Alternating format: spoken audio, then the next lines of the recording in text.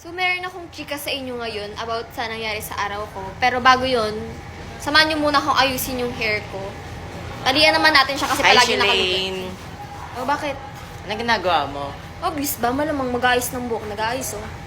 Parang may sasabihin lang ako sa'yo. Parang, baka kasi nakakalimutan mo lang eh. Baka naalala mo lang yung sinabi ni Ate Chona na bawal ka na daw magalit sa akin. Bawal Malamang ka na... naalala ko, di naman ako ulyan, eh.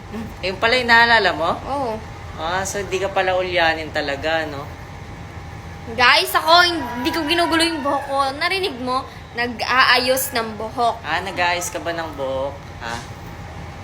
Parang paganto siya inaayos, oh. Di ganyan. Ano ba yung... Tali mo siya ng paganto.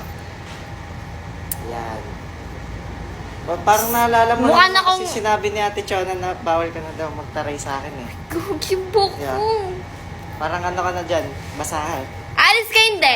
Isa. Iwanan mo na kita dyan, ha? May gagawin pa ako, eh. Nakakainis. Pasalamat siya. Pasalamat siya. Pinagsabihin ako ni Ate Shona na wag na magtataray. Dahil kung hindi, wala na ako sa wisyo. Wag na mag-ayos ng buhok. Huwag niyo na ako samahan. Wag na magchika.